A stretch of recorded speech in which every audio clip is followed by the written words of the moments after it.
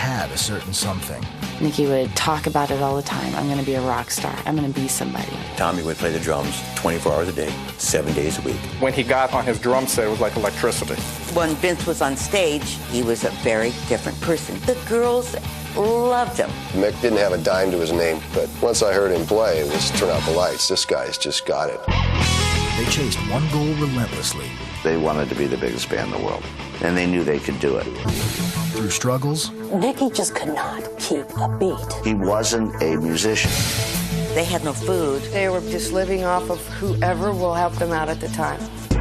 And setbacks. Bob Krasnow said Elektra is not really interested in selling music to people who live in the gutter. They were just a joke. Some people are just driven. 4 rebellious rockers' defiant pursuit of superstardom. Nikki Sixx had a plan for world domination. They weren't going to give up until they got what they wanted. What they wanted was Hollywood by the balls. Never before seen images, stories, and revelations from the people who know what really happened. There's girls everywhere, wall-to-wall girls. Because they lived it with them. They'd come into the studio and they'd be doing drugs. We couldn't take 5 years to turn this into something, or this organism would destroy itself. You just couldn't help but say to yourself that these guys are either going to fall flat on their face or they're going to go right to the top. This is Driven Motley Crue.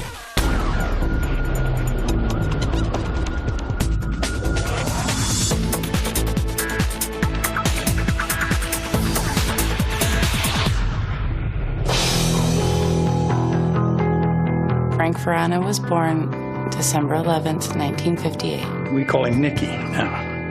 As a kid, we called him Frank, among other things. When Frank was born, his mother was 17. She was beautiful. She was striking, and she was very charming. She really tried to do the right things, but as fate would have it, every time she turned around, she made a mistake with this, or made a mistake with that, or a misjudgment on people. When Frank's father and mother split the sheets with each other, it caused so much hard feelings between them that Frank suffered for it. My mom was dealing with quite a bit. We had hard times. It was the sole income. She didn't have anybody else to take care of us. And she was also very wild. She liked to party. One time, his mother had took off and went with a truck driver, and she had left him with some woman in Sparks, Nevada. She called his grandmother and I. We picked him up and brought him home with us. When his mom would leave him, he'd never talk about it, except when Mom had to go someplace.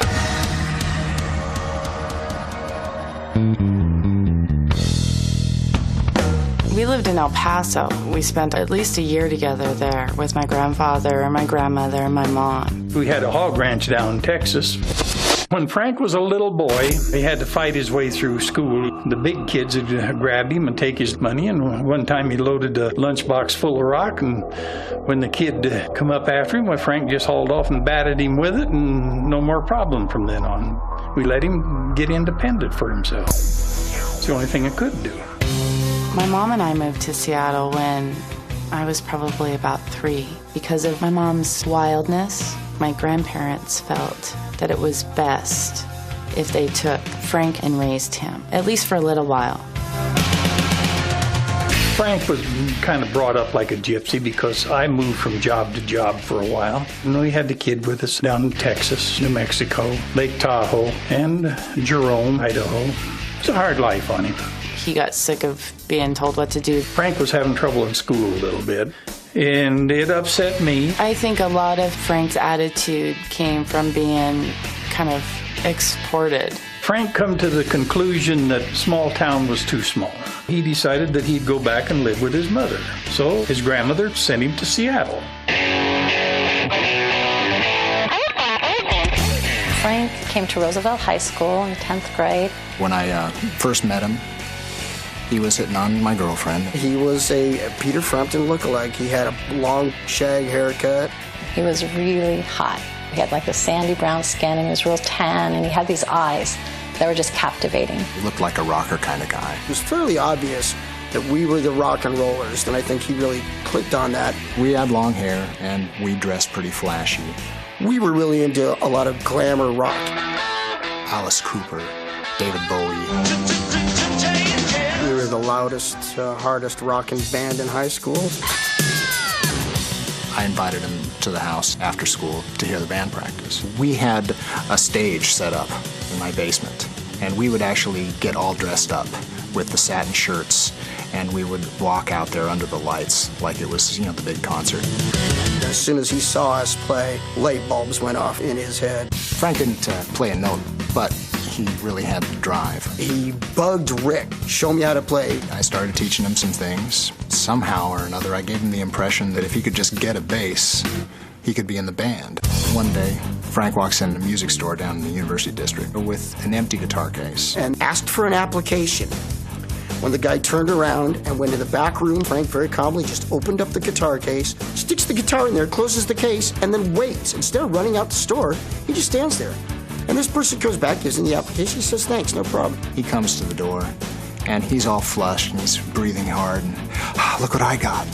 And he opens it up, and I look at it, and I just can't believe what I'm looking at. And I just say, this is a guitar. This is not a bass. Even though I was just the stupid drummer, I knew the difference between a Les Paul and a bass. And the look on his face was just of disappointment and despair. What? Frank wanted to be in the band, and desperate times call for desperate measures. We began to find out that Frank was having a lot of trouble at home. I can remember a time when his mom was shouting obscenities behind him. Not real pleasant environment that he was coming from.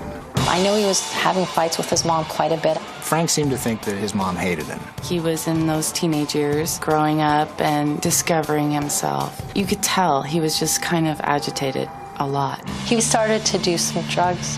When Frank and I went out to drink and to party, it was to excess. You were smoking dope or you were drinking MD-20. There was a big blow-up between him and my mom, and there was just no resolving it. He was not doing well in high school. By the middle of 11th grade, Frank dropped out altogether. It got really bad. My mom and him had a talk, and the next thing I know, he went to Idaho. When Frank came from Seattle to Jerome, he was a different person. He had an axe to grind with the world at that time. He was talking about what it was like to take acid. It was hard to connect with Frank. Frank always said that I'm going to be a rock musician if it kills me. Something inside was telling him to go for his dream. Between that and partying, that's all he thought about. He decided to leave. He had his mind made up and went to Los Angeles to become a rock star. What a glorious time it was in the late 70s when the Sunset Strip was like the gold rush. There was just sex everywhere, and there was drugs everywhere. Frank was living from hand to mouth and sleeping in cars or wherever he could.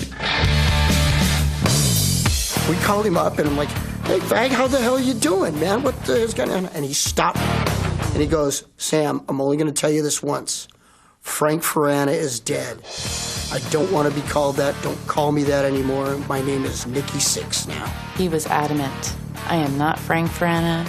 I am Nikki Sixx, and that's what you need to call me. He wanted to really erase his past. The name change was a big part of Frank's metamorphosis. He killed off Frank Farana and rebuilt himself from scratch. Frank Farana, he couldn't steal a break. Nikki Sixx, that's altogether different. The first time I ever saw Nikki, we were playing the Whiskey A Go-Go, and I was in an all-girl band. You couldn't miss him walking through the door. This hair that just was huge. He was already dressed for MTV before there was an MTV. Nikki had the dream of being a rock star. It wasn't like he was driven to learn his instrument. It was a prop. You know, the only thing with that prop, you do have to play a little bit. This guy didn't even know what a E chord was. Nikki learned how to be a better musician from our drummer, Lori Bell. They used to practice together. She would just get so furious with him. She'd be slapping her legs really hard, and Nikki just could not keep a beat. When I first met Nikki Sixx, I was a street kid living in Hollywood. There was just this chemistry. I liked him immediately. I said, let's you and me start a band. And he was really happy. Like, he hugged me and he's just like, yeah, let's do it, man. And so that was it.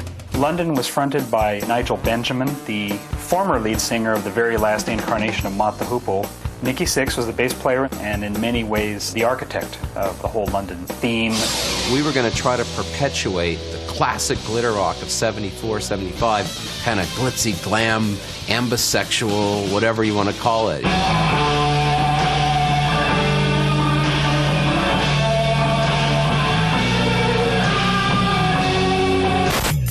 The whole scene in Hollywood at that exact moment was almost permeated with punk rock. Those people wanted no part of it. London would play a sold-out weekend at the Starwood, and then we'd go down there to get paid on Sunday. Nikki had to walk through an entire crowd of wrathful punks, you know, who did not like the way he looked. The crowd of people, they were laughing at him like, oh my God, take a look at these freaks. And he got spit on like 100 times. They were just a joke.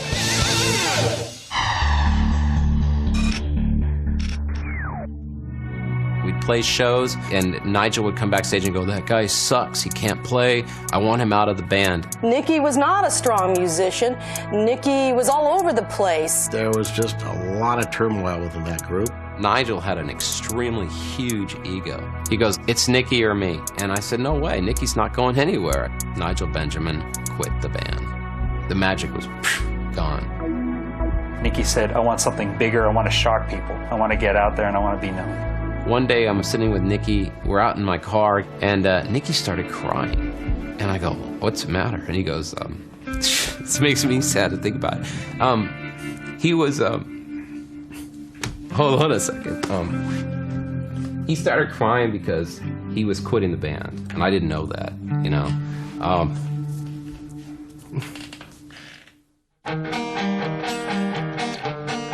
Nikki wanted to put together 3 other guys that he had handpicked to be in a star band. Nikki Sixx was a rock and roll architect out to build the ultimate heavy metal beast. Nikki hooked up with Tommy Lee. He knew Tommy from Sweet 19. Tommy was very young at the time, I think still in high school. Nikki definitely got the best drummer around at that time. Tommy was born in Athens in October 3rd, 1962. Tommy was 2 when my mom brought him back to the United States. Growing up, he was a great all-American kid. Tommy's relationship with his parents was very good. You could tell it was a tight-knit family and everybody supported everybody. My parents were pretty Leave It to Beaver. Tommy had a lot of energy. He was very hyperactive. He loved music.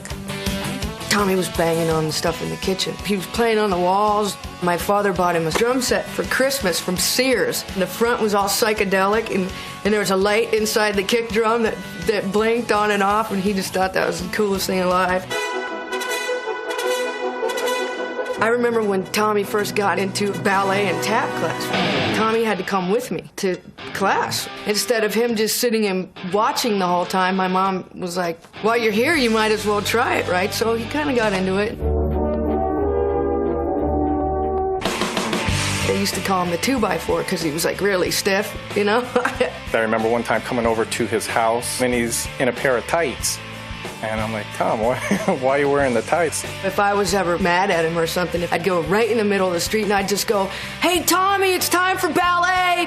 He was kind of embarrassed about it. I met Tom at Royal Oak High School. Tommy was a skinny little guy, long hair, and kind of tall and lanky. It was tough for him because he wasn't quite cool yet. He didn't really know where he was fitting. Tommy got hassled a lot just for looking different and being different and having different interests. You know, he didn't want to play football. He really wanted people to like him. And if they didn't like him, he was kind of hurt and wanted to know why. You know, why don't they like me? Tom was a quiet guy, but his personality, he would change when he would play the drums. I mean, you could see it. He was in our high school band. Yeah, he was a band nerd. Everything was music, music, music. Tommy would play the drums 24 hours a day, 7 days a week.